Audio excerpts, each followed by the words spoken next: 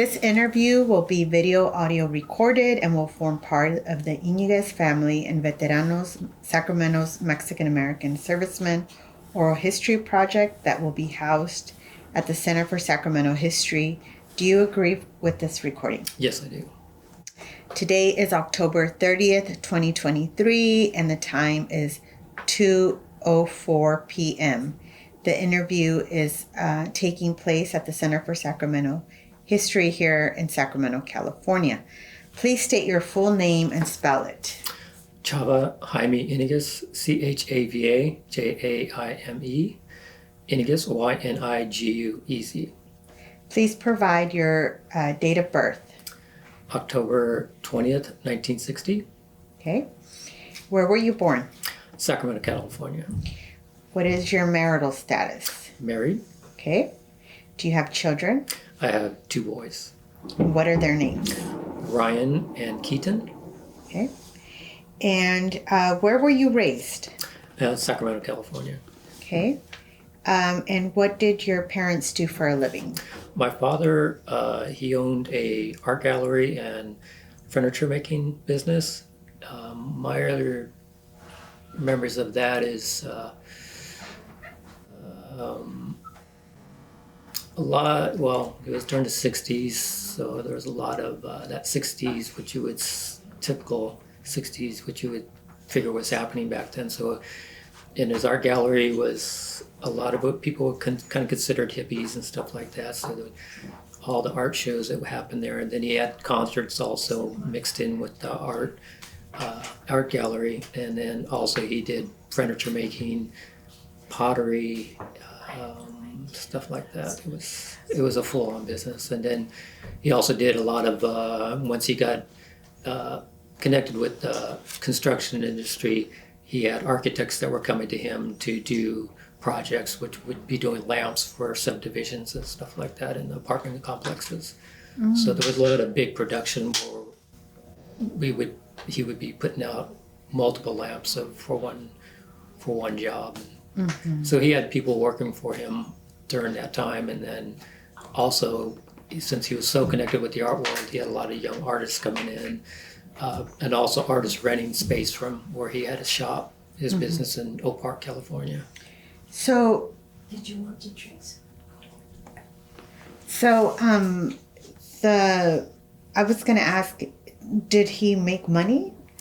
Yes, was he I'm sure it was a struggle. Okay. I don't remember us having much.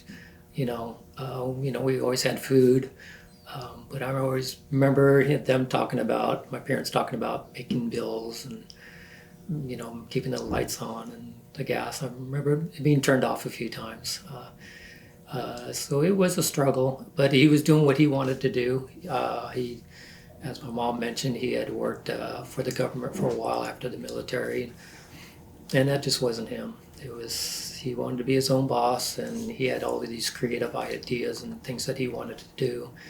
So I think he was happy, and for us kids, it was a great opportunity, a great experience for all these artists and people that were very creative coming through our lives and experience, socializing with them as kids.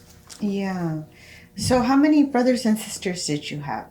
I have one older brother, Chamayo, and then 2 younger sisters, Sienna and Celia. Okay. And what was the primary language spoken at home? English. But my dad was fluent in Spanish also. Did he speak to you in Spanish ever, or? No. But he spoke it around his siblings and the cousins that did speak Spanish. They spoke it amongst them, between each other. Mm-hmm. Do you wish that Spanish was spoken or that you had learned it? Did you ever? Yes, I took Spanish in junior high school. I spoke, when I was learning it, I spoke with him a little bit. Yes, I wish I would have learned it, and I still can. Yeah, of course. So you mentioned a little bit already about your childhood experience, or how your parents, about your dad struggling with the business, and there wasn't always a lot of money. there was definitely moments of struggle. And what did your mom do for a living? She, when we were younger, she worked, raised us, but then she also worked at the business.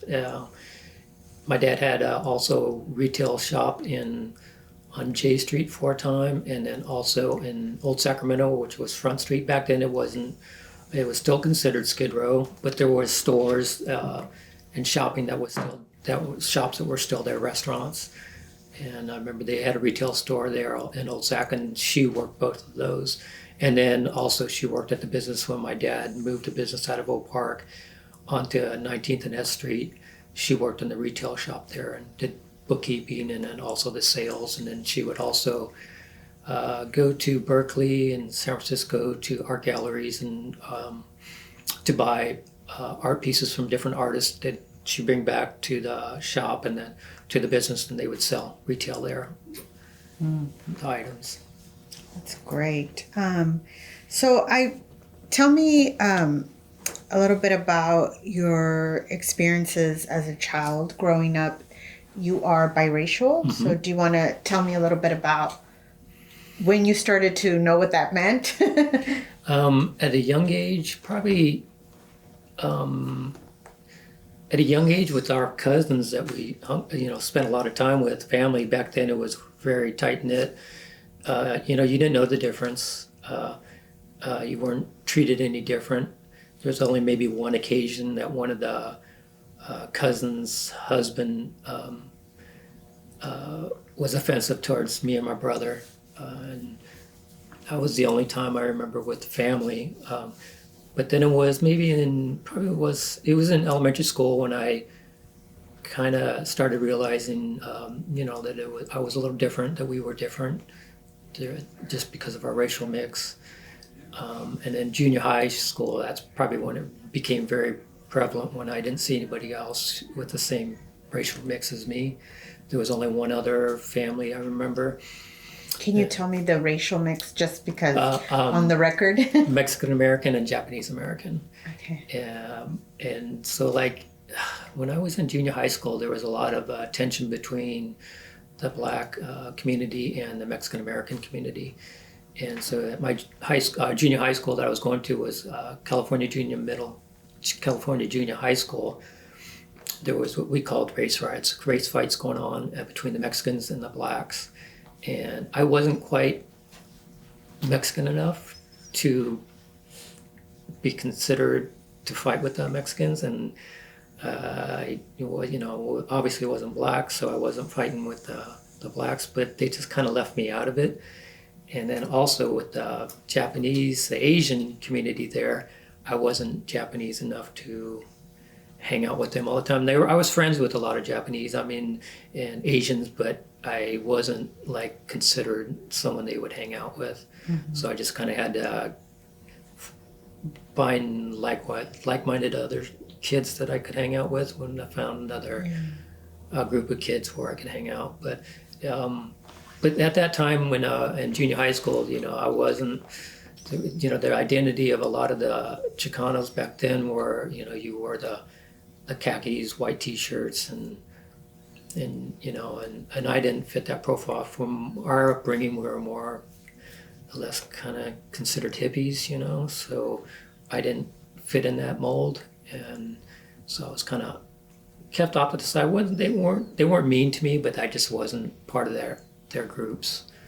So when you're that age, middle school, you definitely start to see differences and cliques and groups, right? Mm-hmm. So how did you internalize some of that? Did people know you were Mexican? Did you have to tell them? Your last name, your name? Yeah, there was always questions, or what are you? And my parents at that time, and the group, the friends that they had were mostly white, white Caucasian, and so we started spending a lot of times with their families, and so a lot of the kids that I hung out with at that point were all Caucasian. And there was maybe one other family that had a Caucasian and Japanese husband and wife, but other than that, they're all Caucasian. So but that's just the kind of the world we were able to do, because kind of go between the two. Around our family was all, on my dad's side was all Mexican, which we blended well with. There was no ever issues with any of the aunts or uncles. But, you know, in normal life outside of that circle, you did feel different, and there was a little bit of,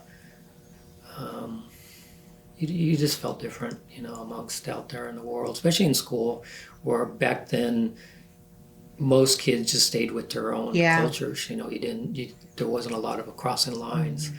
If you were Mexican, you hung out with the Mexicans. If you were Asian, you hung out with the Asians, and vice, you know, that's how it was. But so it was, you know, it wasn't something really on my mind all the time. But think back about it, you know, you do remember kind of trying to navigate through that world at the time. Yeah. So where did you go to high school? Went to high school, McClatchy High School, which was very diverse. Once we got into high school, I was glad, because there wasn't so much of this power thing going on between kids, you know, wasn't so much fighting, stuff like that, and you could just kind of concentrate just more on schooling and just being yourself. Junior high school was rough, because, you know, you got these kids coming out of elementary school, and everybody's trying to find their, you know, where they want to stand in the world with other kids that you didn't know. You didn't go to elementary school with all these kids from other schools that came together, and so there was a lot of, like, you know, pushing and shoving of, you know, people just trying to, mostly guys just trying to, you know, show their power or where they wanted to be or who they wanted to be. And so junior high school was not fun for me. I didn't like it. So McClatchy was a good experience. Do you remember, I know you mentioned it was such a diverse school. Do you remember ever facing discrimination while you were there, or? Not there, because it was so diverse. And I think by that point, I mean, there were still cliques, but it was a different type of clique. There was much more at that time, at that level, people dating outside their race. And in the group of people that I hung out with was very diverse. So culture or race did not become a factor. And that's where I felt most comfortable in a school environment. Other than elementary school, there wasn't any of that, so to speak. Grew up in our neighborhood that we grew up in was Hispanic and Black. That was the majority of it, the makeup of it. And then once you got in, there was, in elementary school there's no Asians, but junior high school there was. But high school, it was very diverse. It was even more of a mix, and felt more comfortable. Did you go to college? I did a little bit of junior college at Sac City. Maybe 2 years there. I didn't end up getting a degree or anything. Yeah. Mm-hmm. Yeah. So you talked a little bit about your dad, how he had this, and your mom had this art gallery, and your mom would go and purchase art pieces, bring them back and sell them. So did they encourage you to be, you know, artistic? Did they encourage you to free think, you know, they never told us we couldn't do anything, you know, that, you know, there was any boundaries. They weren't, I mean, I'm sure they really wanted us to have an education, but it wasn't something on the top of the list that was ingrained in us as kids. It was just kind of, you know, find your way, what you want to do, and that's kind of how it was. I just kind of found a path that I wanted. I mean, my parents raised us with good morals of, you know, be good to other people and treat other people the way you want to be treated.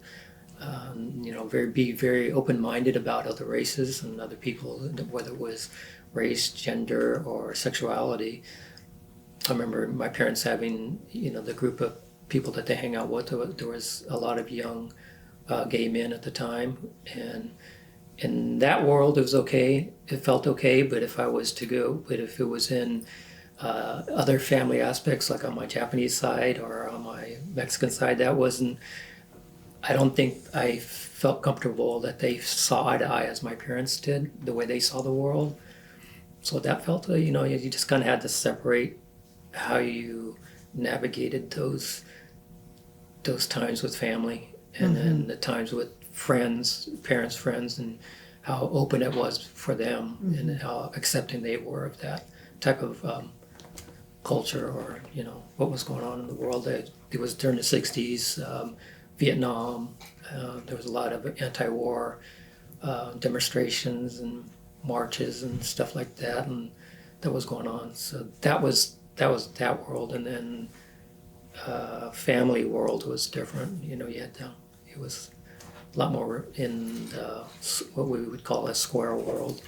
Traditional. Yes, and not that we held it against any of our aunts and uncles. They were very religious. A lot of them went to church there, and so it was just you just knew kind of when to speak and when not to of certain things. That's a great skill to acquire at such a young age. Yeah, that was kind of, my parents, I think, were able to navigate that too, and that was taught down, how you acted when, you presented yourself in one way in certain conditions, and we all do that, and whether it's, professional or with your friends, you gotta juggle, where you gotta, when you let your hair down, when you don't. Yeah. So I want to talk a little bit about your parents. I want to first start with your dad.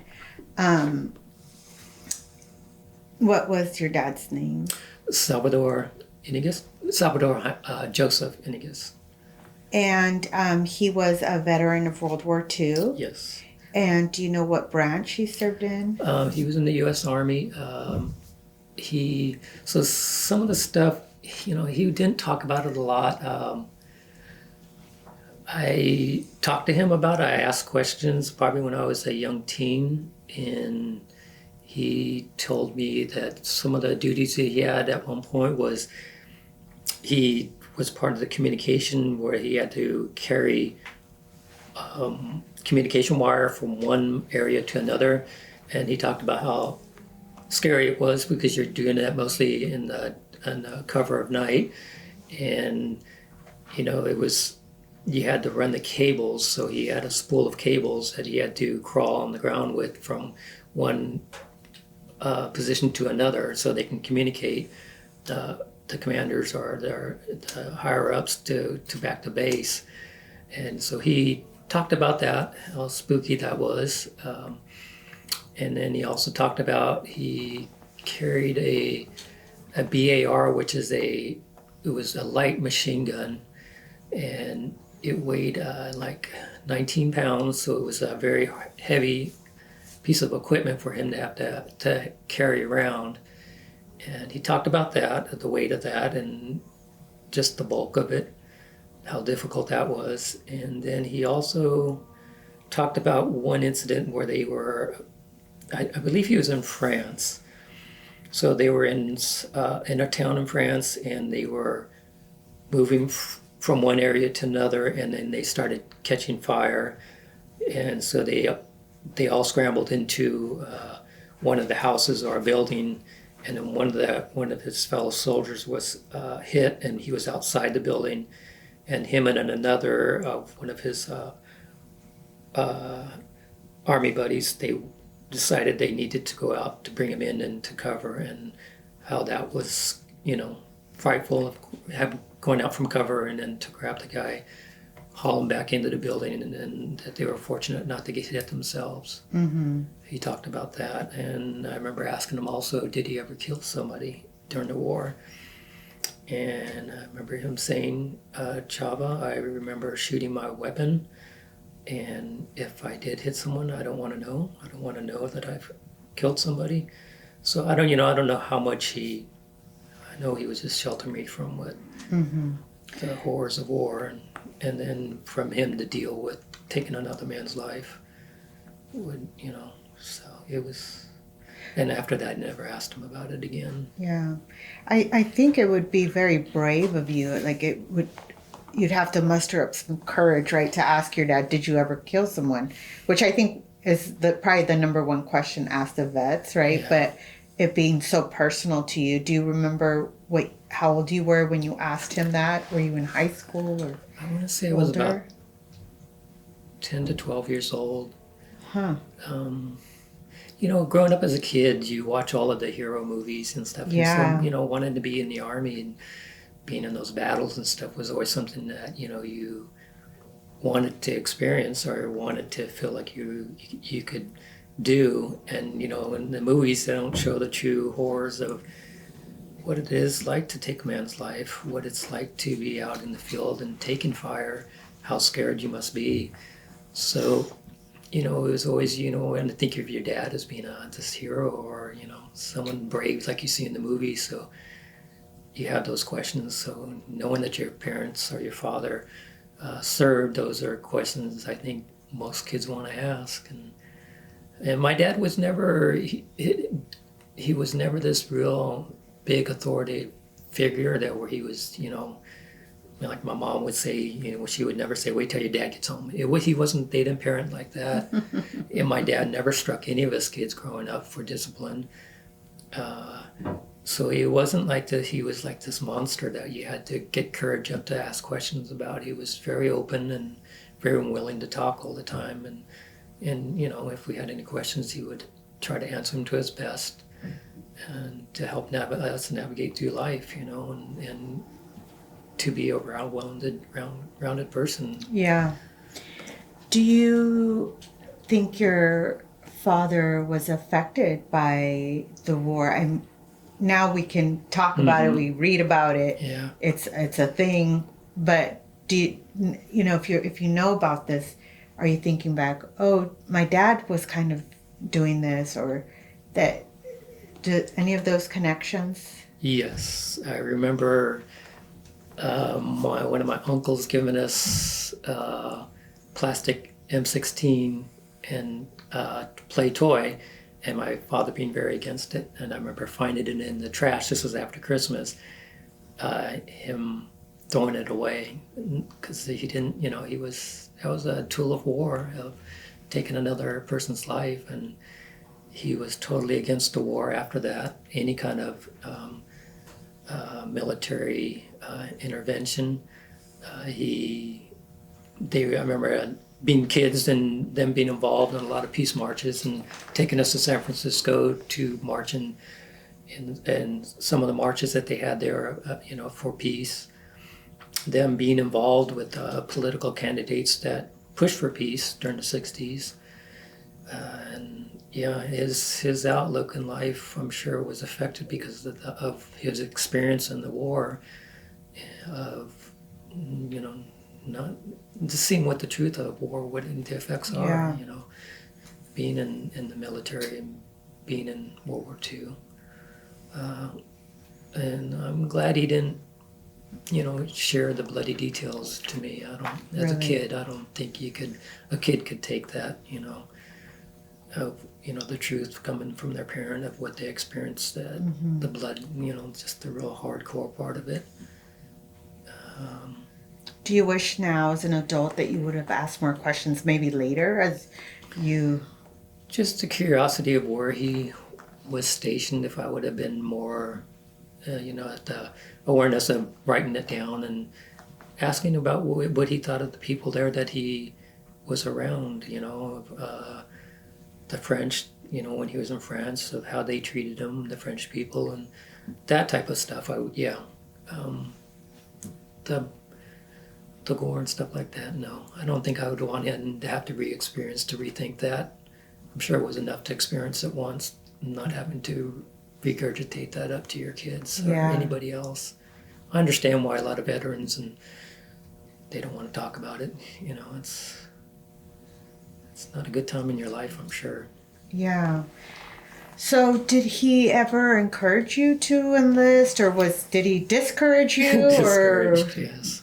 Okay. So the Vietnam War had ended, and then by the time I was 18, we were supposed to register for the draft.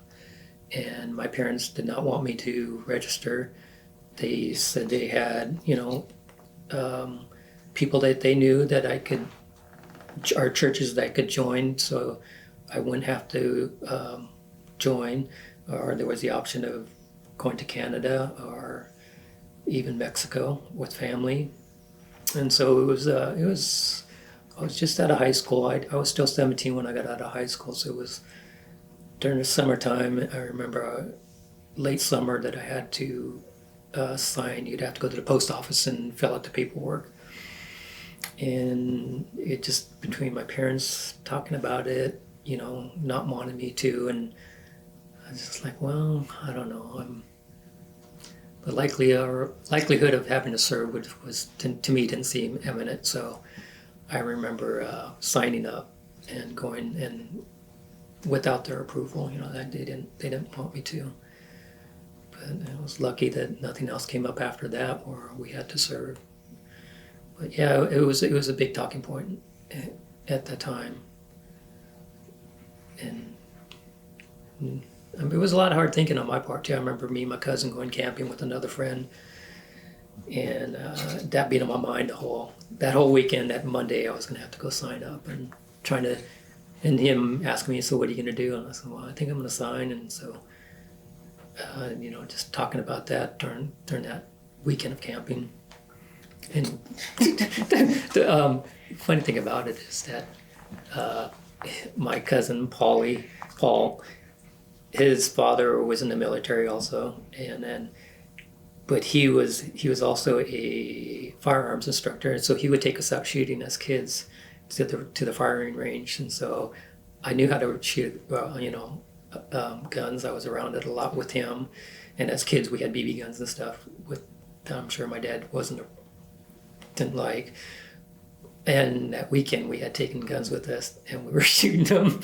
And to get ready. Yeah. Well, we were just shooting. It was just an activity that we did. I see. But it was so to think about all my talks with my parents about peace and love and stuff like that. And here we're out. And this weekend I'm having to make a decision if I'm going to sign up or not. And we're out shooting guns that weekend. It just kind of felt, it was just kind of a weird thing how it all happened. And I ended up signing up. And did you tell your parents? Yes, I remember. I don't remember that actual conversation. I'm sure they weren't too pleased with me, but they knew it was my decision, so it wasn't, they had to be okay with it. Yeah. And just hope there wasn't anything that was going to come up that I would have to serve. Yeah. And why did you decide to sign? I definitely did not want to leave home to go to Canada or to Mexico. I just thought it was easier just to sign up, and just at that age I just was like, sign it and just put it behind me, not worry about it. And I had other things to worry about, get in the car, work my job. So it was just easier just probably to sign up and just hope for the best that I wasn't going to have to serve. Yeah. So let's talk about your mother. Your mother's name is? Chava Yñiguez. Masako. She was interned. Mm-hmm. Did she ever talk to you or your siblings about her experiences in internment growing up? Very little. And definitely what would be, I call my aunt and uncles, but they're really my great aunt and uncles, my grandfather's brothers and sisters. They would never talk about it. It was something that wasn't talked about. When I think it was a shame of it, for one thing, that they hear they were American citizens and then to be ostracized and said that they couldn't be out. They weren't trusted to be amongst everybody else in the community. So there was something that they didn't talk about, definitely. But she talked about, that she was young, a preteen, and her sister, how they would play, that for her it wasn't such a traumatic experience because they were so young. And probably for the kids it was easier.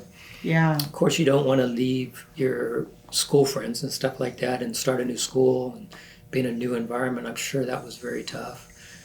Wasn't a great experience, but my thoughts were always with my grandparents.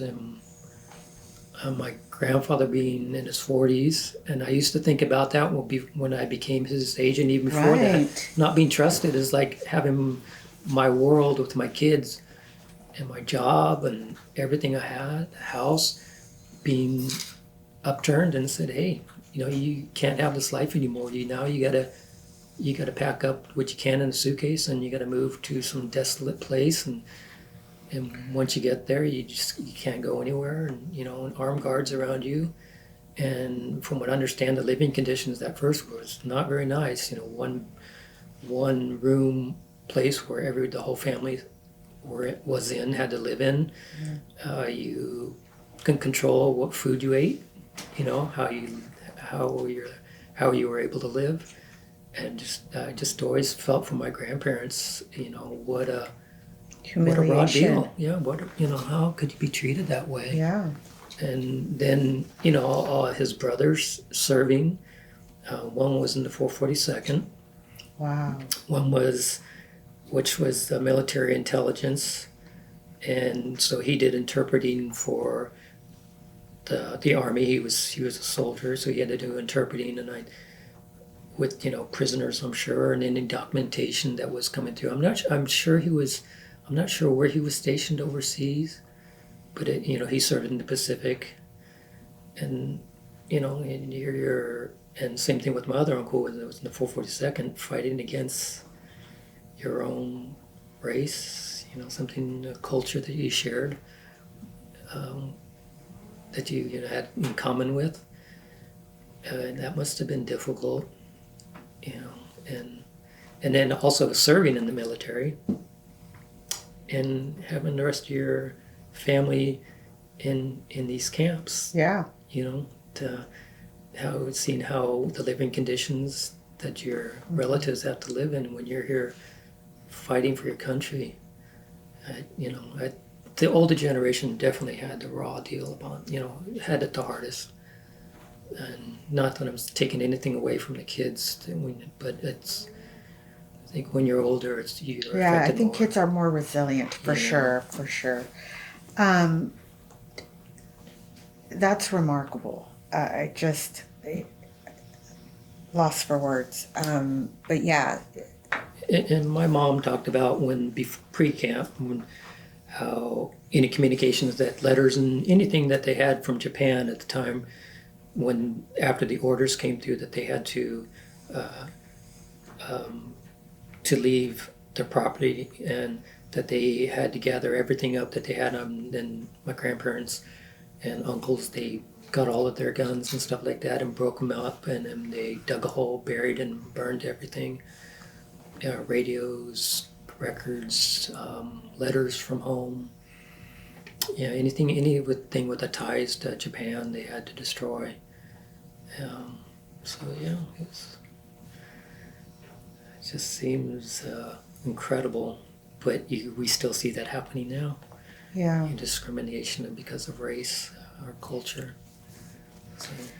Did you ever talk to your uncles about your Japanese American uncles about their experiences, or? No. I knew the one uncle who served in the 442nd. I only knew that because he talked about going to Hawaii for reunions that regiment had. And at that time of my that age, I didn't know much about the 442nd on what they had done during the war in Germany and in Europe, and so I wasn't aware of what his contribution was at the time. I just knew that he served, and then he talked about that, going to the reunions in Hawaii. What was his name?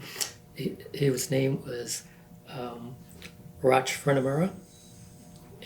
I'm not sure what rank he was in. Chava, I don't think he ever was in the service. Not Raj. Okay. And there was another Uncle Moss. He served also, and he was either in Italy or France. I'm not sure,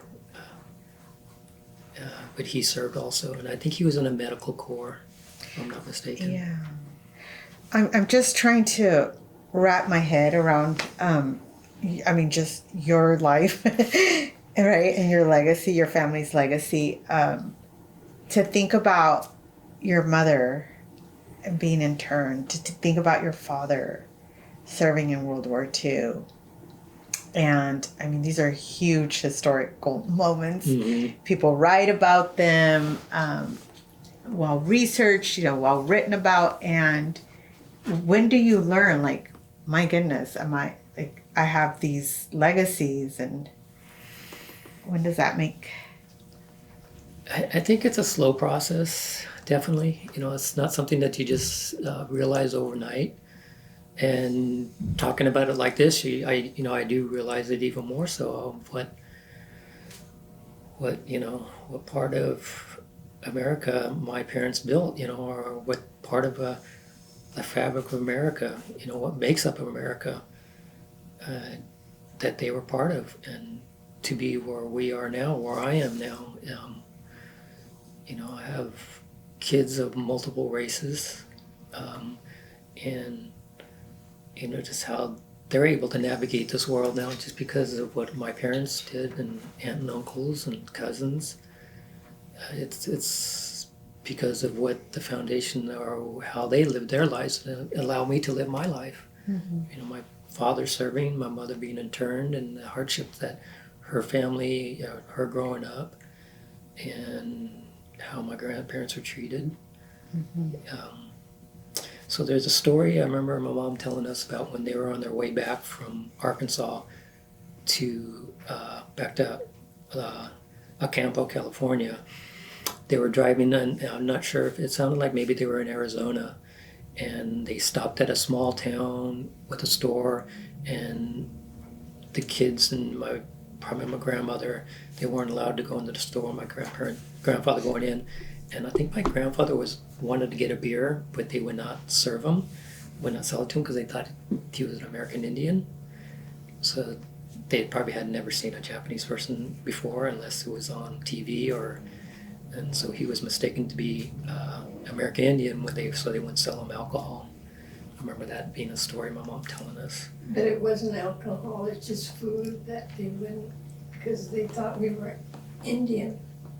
Okay. My grandfather was so angry. And then once they came back here, there was a family who was living in their house.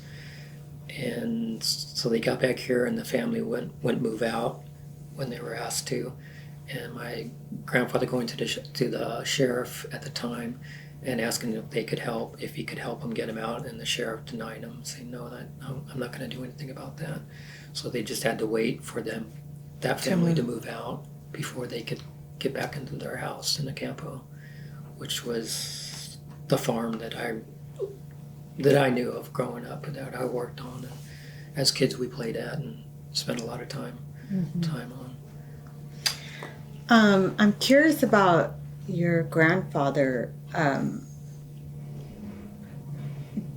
Do you think that he ever felt, a bitterness or for what had happened to him and his family, or did he just really try to just move on? I don't think he never, at least to us kids, he never talked about being bitter.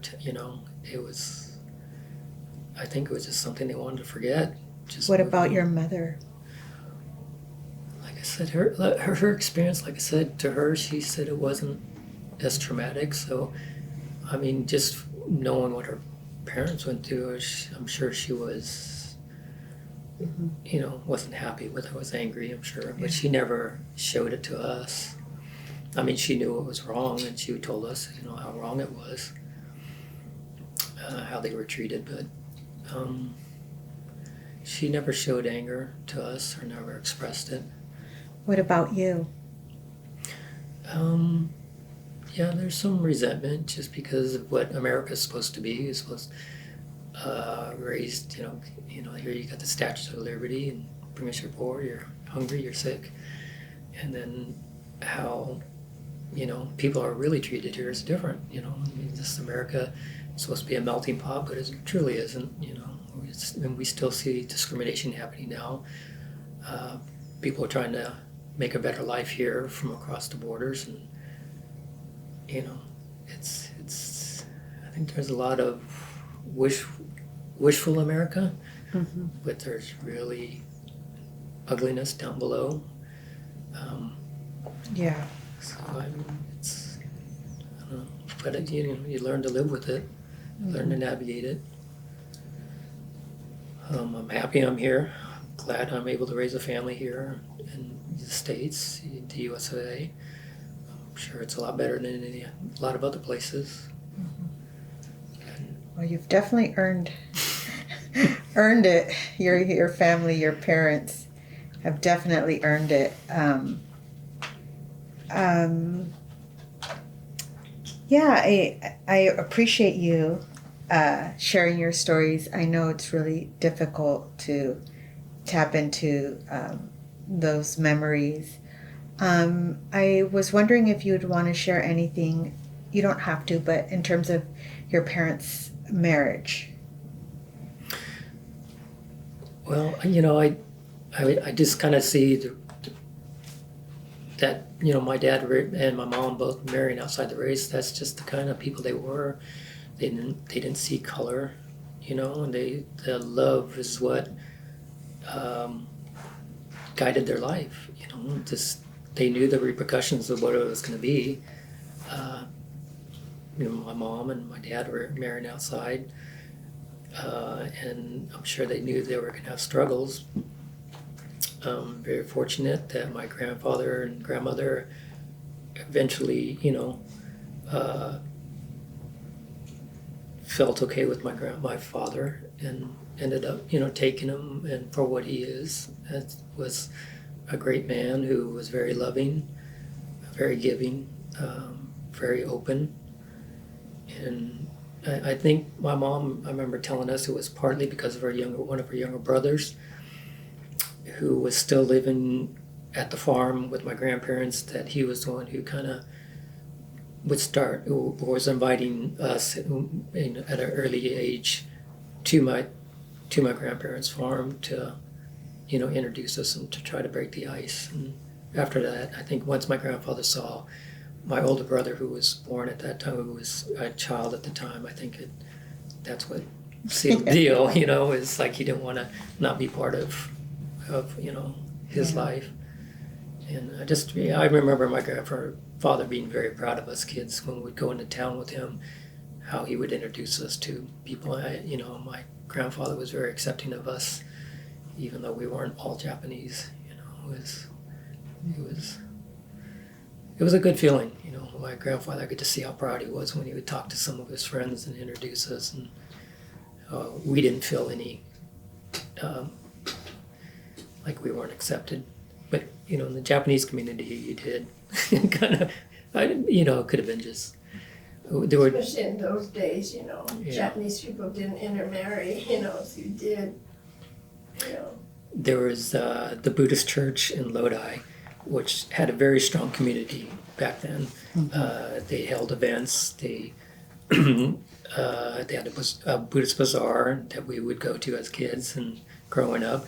And then they also did a lot of stuff with the older Japanese community there. They would hold dinners and stuff like that, and they would honor the older generation. And I remember going there, and this, because of just the way that our family was, we felt all eyes were upon us all the time. We definitely dressed differently. Our hair was different.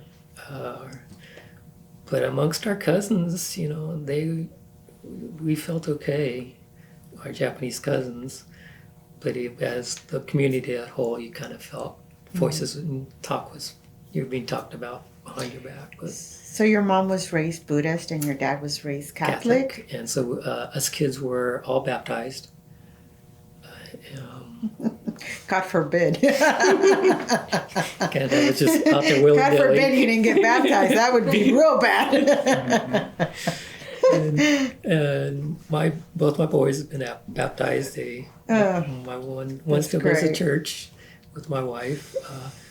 I've had ups and downs with the beliefs of the church, so Of course. you know, it's, Of course. plus there's football on Sunday.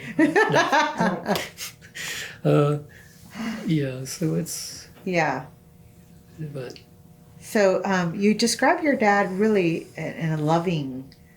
I could see the affection.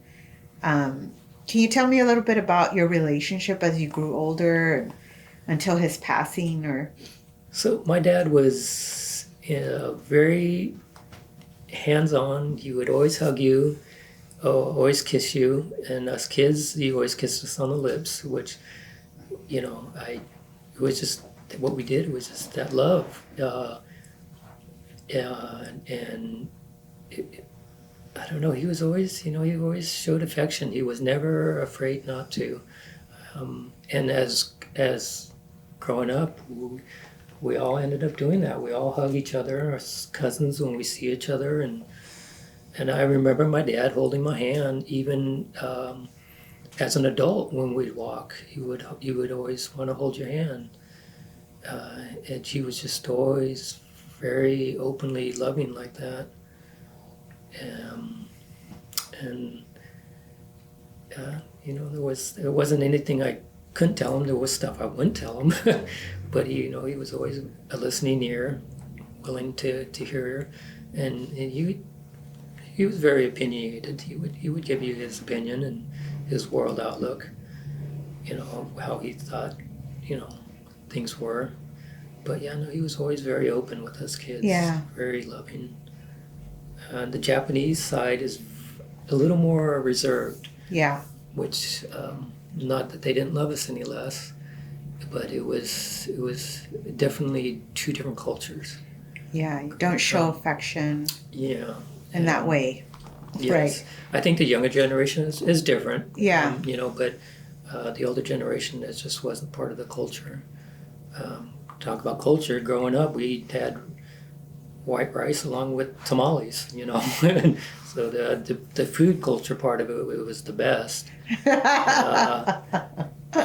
You know, us kids eating raw fish, sashimi, as a young age, and you know, our friends never even heard of that. What? You know, and yeah, just my mom learned how to, you know, cook Mexican food also, and it was just this big accumulation of both cultures food wise. Yeah.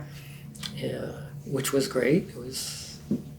I still love it today. You know, Yeah. we mix. California cuisine at its best. We mix everything. It doesn't matter what culture it is. You know, Yeah. There's no boundaries. And my dad, he loved to cook. Growing up, from a few uncles that I was told that he was a mama's boy. He was always in the kitchen with her, learning how to cook and cooking alongside with her. So yeah, my mom and him are both great cooks. Learned a lot from both of them growing up cooking, and all us kids still cook the foods that they taught us, That's the great. dishes, yeah. But you know, like your dad, he used to sell tamales at the down Midtown, I forgot. But I don't know how he did it, where he never did it where it was not good for you, you know. Anything he did, it was more like organic kind of cooking. You know, your not tamales or your tortillas, or, you know, he didn't fry it with lots of whatever. There's something about it, you know. They were very healthy kind of cooking. But it still tasted you know, good. Mexican cooking where it wasn't full of Yeah. oil. I don't know how many tamales us kids made. You helped. And we still do. We still have Yeah. parents. No, it's hard labor. Yes, Tell someone and told the me skill, it's it a was his skill. tamales. Yeah, I don't know what he yeah. did or To be able to didn't spoon do. it out. We only do it during the holidays. Holidays, but yeah. Anyway, nothing about me. Let's just focus on you. Although I'm getting hungry talking about tamales. Yeah, so I just, my last question is if you had any closing thoughts, or if there's something I forgot or didn't ask that you wish I would have, or... No, just other than, you know, I hope my parents are proud of us kids that they raised, and I'm happy to have them as parents because of the outlook of the world that they gave us, and how we can look at other people and hopefully not judge who they are because of the color, race, sexual preference, or income, and I think that's all because of our parents, and all of us, my siblings, we all are very giving.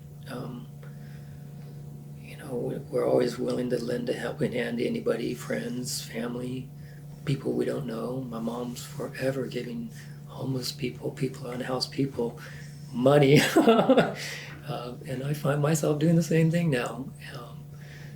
I just hope they're proud of us, and I thank them for raising us, for who we are.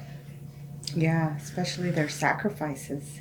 Yes, And another thing too, when I think of all the exposure that my kids had, like my brother, he was gay, but in the early days, was not, not what is acceptable. Yeah. He was working for the state, and, he was so good to my kids. He was like a second father for us. Incredible. Yeah, he had a good job with the state, and, in those days, it was still early about gay people, and he ended up dying of, what is it? AIDS. Huh? AIDS, yeah. In the 80s. And he was so good to my kids, incredible. Yeah. Did your parents accept him for being gay, or did they know, or? He never came out. He never came out. Yeah. Well, I'm sure my dad, when he came, when he was dying, my brother came from Campo, and he worked here, and then he had a place here. But, my parents were always good to him, I'm sure, yeah. But in those days, how having AIDS, it's like, he was working for the state, and, nobody would get close, they didn't even want to sit by the table or anything. They had to, how he was treated was so bad. Yeah, they didn't have the medications then that they do now. So did you end up having to take care of him when he was towards the end, or? There was someone that would come in. There was a woman, but she was really great.